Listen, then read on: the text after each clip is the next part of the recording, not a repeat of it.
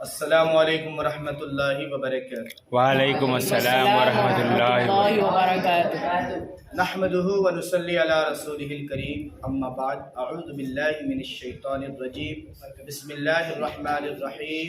الا ان اولیاء اللہ لا خوف علیہم ولا هم یحزنون، آمنت باللہ، صدق اللہ العظیم۔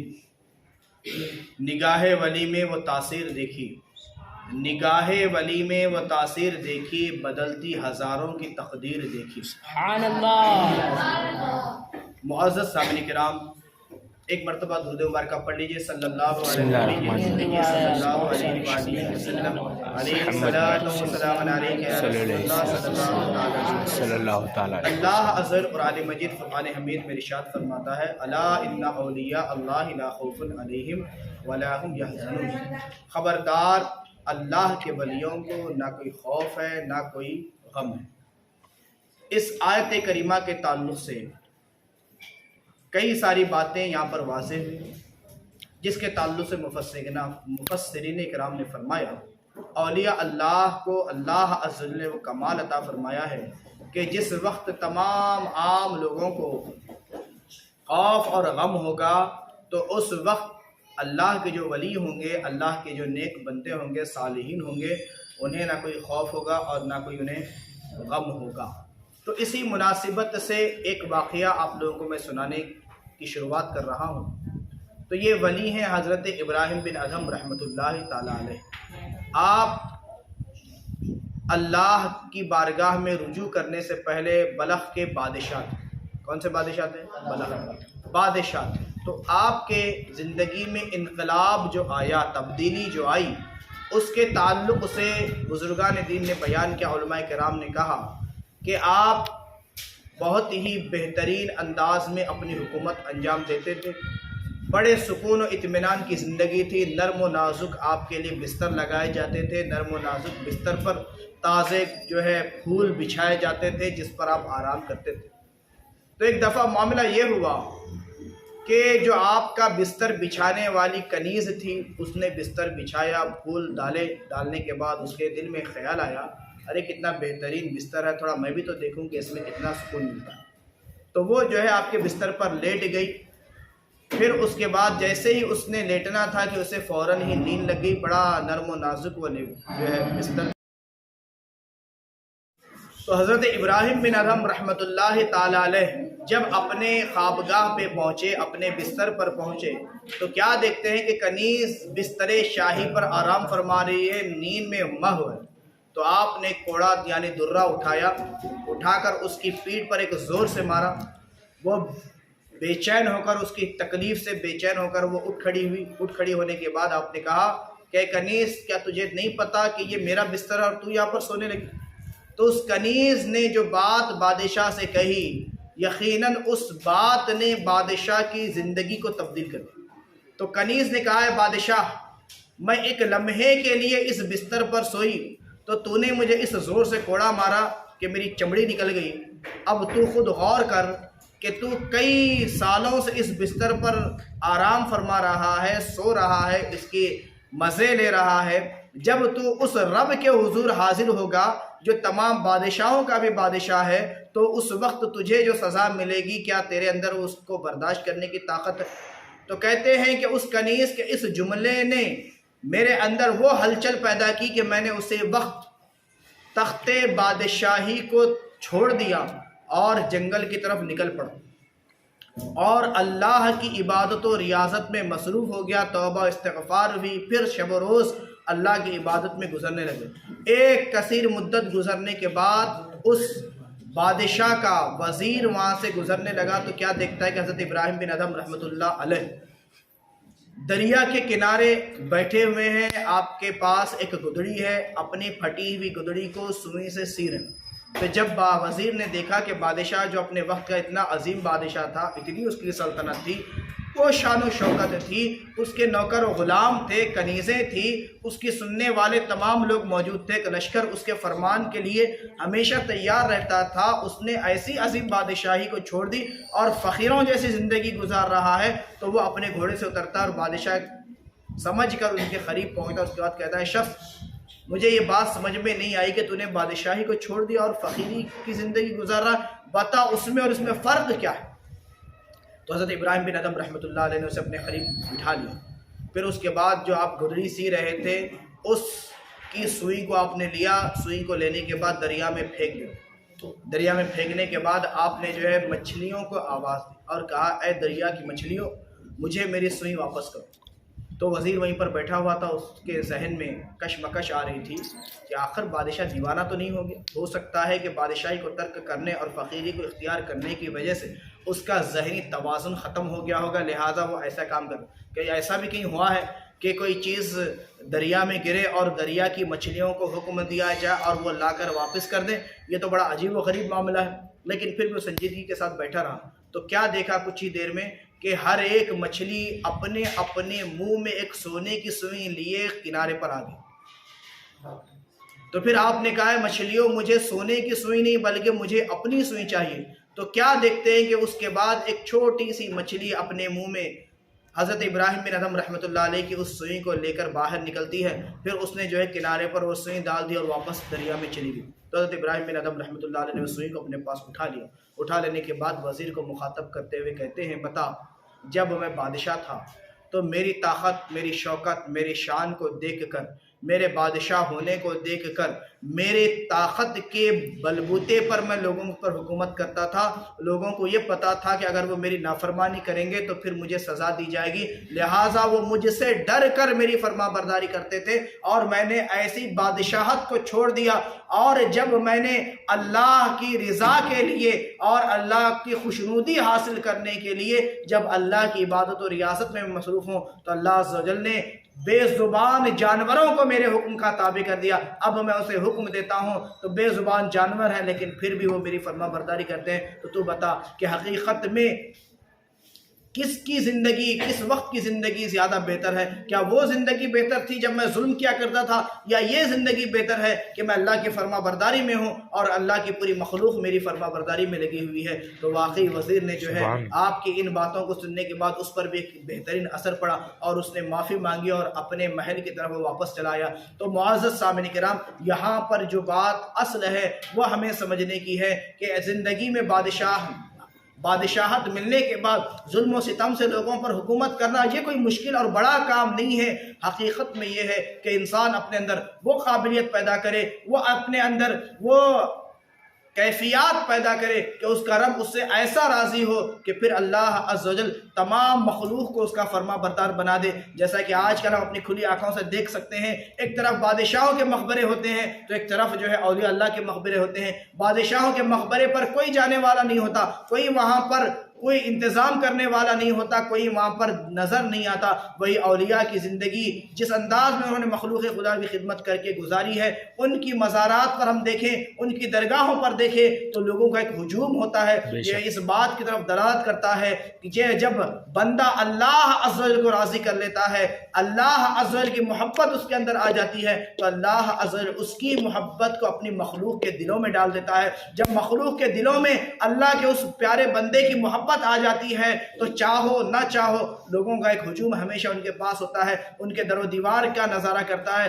ان کی قبر انور پہ کے قریب ہو جاتا ہے، فاتحہ خوانی کرتا ہے، درود و سلام کی وہاں پر کثرت کی جاتی ہے، قرآن مجید کی تلاوت کی جاتی ہے. وہاں پر رونقوں کی کیفیت الگ ہوتی ہے، لوگ وہاں سے پھر فیض و برکات حاصل کرتے ہیں، لوگوں کی دعائیں وہاں پر قبول ہوتی ہیں. یہ تمام معاملات ہمیں ایک دعوت فکر یہ بھی دیتی ہیں جو آج میں نوجوان نسل کو دینا چاہوں. وہ دعوت فکر یہ ہے کہ آج ہمارے نوجوانوں کے ذہنوں میں ہم نے جو بات ڈالی وہ بات بڑی مختصر اور بڑی ہی معمولی بات ہم نے ان کے ذہنوں میں ڈالی. وہ بات یہ ہے کہ بچوں پڑھ لو لکھ لو، کل کے دن جو کوئی نوکری تمہیں کرنی. ہم غلام بنانے کی طرف اپنے بچوں کے ذہنوں میں ڈالے ہوئے. ہم غور تو کر کے دیکھیں کہ ہم بچوں کو وہاں سے ہٹا کر، کس در سے ہٹا کر جو ہے کس جگہ ہم لگا رہے ہیں. ان کی سوچوں میں ہم نے کس انداز میں فرق ڈال رکھا ہے. کتنی معمولی ہم جو ہے ان کی زندگی کو بنانا چاہ رہے ہیں. صرف زندگی کی حد تک ان کی کامیابی کا ہم جو ہے چھوٹا سا ایک منزل کا ہم ان کو جو ہے سامنے پیش کر کر نشاندہی کر کے ہم کہہ رہے ہیں کہ یہ تمہاری منزل ہے، تمہیں اتنا پڑھنا ہے، یہ ڈگری لینا ہے، پھر تمہیں یہ نوکری ملے گی، یا پھر تمہیں یہ ڈگری حاصل کرنا ہے تمہاری شادی اچھی ہوگی، یا تمہیں ڈگری حاصل کرنا ہے تو ہمارے خاندان کا نام روشن ہوگا، تم 4 پیسے کما سکو گے۔ دنیا میں ہمارے آنے کا مقصد صرف 4 پیسے کمانا نہیں ہے، بلکہ دنیا میں آنے کا مقصد ہمارا بڑا وسیع ہے، بڑا اعلیٰ ہے۔ یہ مقصد ہمیں اس وقت سمجھ میں آئے گا جب ہم بزرگان دین کی زندگیوں کا مطالعہ کریں گے۔ انہوں نے دنیا کو کمانے کے لیے محنتیں نہیں کی، بلکہ انہوں نے خالق کائنات کو کمانے کی محنت کی۔ جب انہوں نے خالق کائنات کو پا لیا تو پھر ان کی کیفیت یہ ہوئی کہ دنیا ان کے دروازے پر آ کر جھک گئی۔ وہ چاہے نہ چاہے لوگوں کی کیفیت ایسی بن گئی کہ لوگ ان کے دیوانے اور گرویدہ ہو گئے، اور لوگوں نے جو ہے انہیں اپنے تعلق سے فیض کا ایک مرکز سمجھ لیا، اور اس کے بعد وہاں پر لوگوں کی دعائیں بھی قبول ہوتی ہیں، ان کی جو ہے منتیں بھی پوری ہوتی ہیں، ان کے جو ہے معاملات بھی درست ہوتے ہیں۔ تو ہمیں بات یہ سمجھ میں آئی کہ ہمارا مقصد زندگی بڑا جو ہم نے معمولی بنا رکھا ہے، اس میں ہمیں سدھار کی ضرورت ہے۔ آج ہماری کیفیات کی طرف ہمیں توجہ دینا ہے کہ آج ہماری کیفیتیں بڑی مختصر سے ہو چکی ہے، اس کو چھوڑیں۔ نوجوان جو ہے آگے اس انداز میں بڑھے کہ مسجدوں میں پہلی صف میں شامل ہونا شروع کر دیں، درس قرآن میں بیٹھنا شروع کر دیں۔ قرآن مجید ہی وہ واحد کتاب ہے جس میں علم کا خزانہ ہے۔ آج ہم معمولی رائٹر کی کتاب کو پڑھ کر جو ہے اپنی ڈگری کو ایک بنانے کی کوشش کرتے ہیں، لیکن اس میں ایک معمولی ایک قرآن مجید کے علم کا ایک قطرہ بھی اس میں نہیں ہے۔ اور حقیقت یہ ہے کہ قرآن علم کا ایک سمندر ہے، اور ہماری زندگی ختم ہو سکتی ہے لیکن وہ تمام علوم ہم حاصل نہیں کر سکتے۔ لیکن ضرورت اس بات کی ہے کہ ہم قرآن مجید سے اپنے تعلق کو جوڑیں، ہم اپنی اولاد کو یہ نصیحت کریں۔ واقعی کوئی خرابی نہیں ہے کہ وہ ڈاکٹر اور انجینئر بنے یا وقت کے جو ہے دنیا میں کوئی ترقی کر لے، لیکن ساتھ ہی ساتھ انہیں جو ہے دین میں ترقی کرنے کی ضرورت ہے، آخرت کی ترقی کی انہیں ضرورت ہے، اپنے رب اور رسول کو راضی کرنے کی انہیں ضرورت ہے۔ وہ اس انداز میں اپنے ذہنوں کو موڑیں کہ جس کی بنا پر انہیں وہ کمال حاصل ہو جسے حقیقت میں کمال کہا جاتا ہے، اور انہیں وہ علم حاصل ہو جس علم کے حاصل کرنے کی انہیں ضرورت ہے، وہ علوم انہیں ملیں کہ جس کی وجہ سے صرف دنیا نہیں بلکہ ان کی قبر بھی روشن ہو جائے، ان کی آخرت بھی روشن ہو جائے۔ وہ آنکھیں تو بند کریں لیکن ان کی نگاہیں لوح محفوظ پر ہو جائے۔ جیسا کسی شاعر نے کیا خوب کہا، الٹی ہی چال چلتے ہیں دیوان گانے عشق، الٹی ہی چال چلتے ہیں دیوان گانے عشق، آنکھوں کو بند کرتے ہیں دیدار کے لیے۔ اب ہم غور تو کر کے دیکھیں، اس شعر پر ہم توجہ تو دے کر دیکھیں کہ ہمارے اولیاء کی کیفیت کیا تھی، وہ جو ہے دلوں کے حال کو کیسے جانتے تھے۔ یہ کوئی کمال نہیں کہ ایک انسان جو ہے ایک ریکٹ میں بیٹھے پھر اس کے بعد جو ہے وہ چاند پر پہنچ جائے، کوئی کمال نہیں۔ کمال تو یہ ہے کہ وہ اپنے گھر پر بیٹھا ہو لیکن اس کی نگاہوں کے سامنے لوح محفوظ روشن ہو جائے، اسے سامنے والے کے دلوں کے حالات پتہ چل جائیں، وہ جو ہے اللہ عز و جل کی مخلوق کے ساتھ اس انداز میں رہے کہ اللہ عز و جل اس مخلوق کا اسے حاکم بنا۔ دراصل یہ کامیابی ہے۔ ہم نے کامیابی بڑی چھوٹی کر رکھی، جس کا نتیجہ یہ ہے کہ ہماری زندگی بڑی مشکل ہو چکی ہے۔ ٹینشن، کئی قسم کی پریشانیاں، کئی قسم کی بیماریاں، کئی قسم کے اور جو ہے مصروفیات، لیکن اس کے باوجود بھی دلوں کو سکون نہیں ملا، جس کی وجہ یہ ہے کہ آج ہم نے جو ہے اللہ کی طرف رجوع کرنا اور جو ہے جانماز پر کھڑا ہونا ہمارے لیے مشکل ہو چکا ہے۔ اور دراصل کامیابی ہی اس در سے جب ہم عادی بنیں گے، جب اس کے تعلق سے ہماری کیفیتیں ہوں گی، پھر اس کے بعد اللہ کی طرف سے نوازشات ہوں گی، ہماری سوچیں اور فکریں جب بہتر بنیں گی، تو یہی دل جسے دل کہا جاتا ہے وہ اللہ حضور کی طرف سے آنے والے انوار و تجلیات کا جب مرکز بنے گا، تب جا کر ہمیں وہ کامیابی اور کامرانی ملے گی۔ تو اس کی طرف توجہ کرنے کی ضرورت ہے، ہمیں سوچنے کی ضرورت ہے کہ یہ کیفیتیں ہمیں کہاں سے حاصل ہو سکتی ہیں، ہمیں یہ کیفیتیں حاصل کرنے کی طرف توجہ دینے کی ضرورت ہے، ہمیں جو ہے اللہ کے قریب ہونے کی ضرورت ہے۔ کئی سارے اولیاء اللہ کے تعلق سے ہم نے پڑھا ہے، ہم نے سنا ہے کہ ان کی کیفیتیں اس انداز میں ہیں۔ اگر ہم قرآن مجید کی تلاوت کریں تو پتہ چلتا ہے، جب ہم سورہ نمل پڑھیں 19ویں پارے میں، تو حضرت سلیمان علیہ نبینا علیہ الصلوۃ والتسلیم کے دربار میں ایک امتی انسان، جب اسے کہا گیا تخت بلقیس چاہیے، تو اس نے ایک پلک جھپکتے ہی اس تخت کو حاضر کر دی۔ تو بتائیں کتنی بڑی کامیابی تھی، اور یہ کامیابی ملی کیسے؟ تو اس نے کہا ھذا من فضل ربی، یہ میرے رب کا فضل ہے کہ اس نے مجھے کتاب کا علم دیا، میں کتاب کا جانکار ہوں، عالم ہوں، کہ جس کی بنا پر مجھے یہ فیض حاصل ہوا ہے، اللہ کی طرف سے مجھے یہ اللہ کا فضل ملا ہے کہ ایک لمحے میں میں نے جو ہے ہزاروں میل کے فاصلے پر جو تخت بلقیس تھا، میں نے پلک جھپکتے ہی اسے حاضر کر دیا۔ تو بتائیں کہ ترقی کہاں ہے اور کس انداز میں ہمیں ترقی ملے گی، اس کے اوپر سنجیدگی سے ہمیں غور کرنے کی اور اپنے زندگیوں میں تبدیلی لانے کی ضرورت ہے۔ آج کے درس میں بس اتنا ہی۔ اللہ تعالی کے بارگاہ میں دعا ہے کہ ہم سب کی سوچوں میں، ہم سب کی فکروں میں، ہم سب کے اخلاق میں، ہم سب کے کردار میں اللہ عز و جل جو ہے ترقیاں نصیب فرمائے، سدھار نصیب فرمائے اور ہم سب کی اصلاح فرمائے۔ السلام علیکم ورحمۃ اللہ وبرکاتہ۔ السلام علیکم ورحمۃ اللہ وبرکاتہ۔ وعلیکم السلام ورحمۃ اللہ وبرکاتہ۔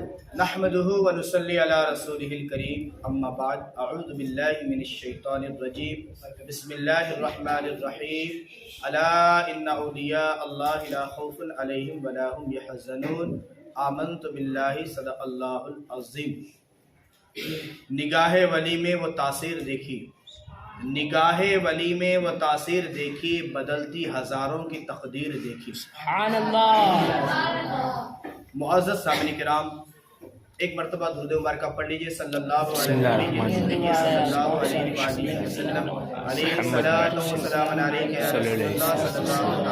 صلی اللہ تعالیٰ علیہ اللہ عز و جل قرآن مجید فرقان حمید میں ارشاد فرماتا ہے الا ان اولیاء اللہ لا خوف علیہم ولا هم يحزنون، خبردار اللہ کے ولیوں کو نہ کوئی خوف ہے نہ کوئی غم ہے۔ اس آیت کریمہ کے تعلق سے کئی ساری باتیں یہاں پر واضح ہوئی، جس کے تعلق سے مفسرین کرام نے فرمایا اولیاء اللہ کو اللہ عز و جل نے وہ کمال عطا فرمایا ہے کہ جس وقت تمام عام لوگوں کو خوف اور غم ہوگا تو اس وقت اللہ کے جو ولی ہوں گے، اللہ کے جو نیک بندے ہوں گے، صالحین ہوں گے، انہیں نہ کوئی خوف ہوگا اور نہ کوئی انہیں غم ہوگا۔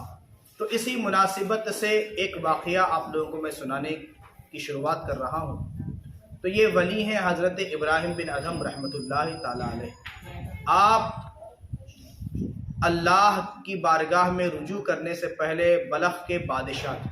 کون سے بادشاہ تھے؟ بلخ بادشاہ تھے۔ تو آپ کے زندگی میں انقلاب جو آیا، تبدیلی جو آئی، اس کے تعلق سے بزرگان دین نے بیان کیا، علماء کرام نے کہا کہ آپ بہت ہی بہترین انداز میں اپنی حکومت انجام دیتے تھے، بڑے سکون و اطمینان کی زندگی تھی، نرم و نازک آپ کے لیے بستر لگائے جاتے تھے، نرم و نازک بستر پر تازے جو ہے پھول بچھائے جاتے تھے جس پر آپ آرام کرتے تھے۔ تو ایک دفعہ معاملہ یہ ہوا کہ جو آپ کا بستر بچھانے والی کنیز تھی، اس نے بستر بچھایا، پھول ڈالنے کے بعد اس کے دل میں خیال آیا ارے کتنا بہترین بستر ہے، تھوڑا میں بھی تو دیکھوں کہ اس میں کتنا سکون ملتا ہے۔ تو وہ جو ہے آپ کے بستر پر لیٹ گئی۔ پھر اس کے بعد جیسے ہی اس نے لیٹنا تھا کہ اسے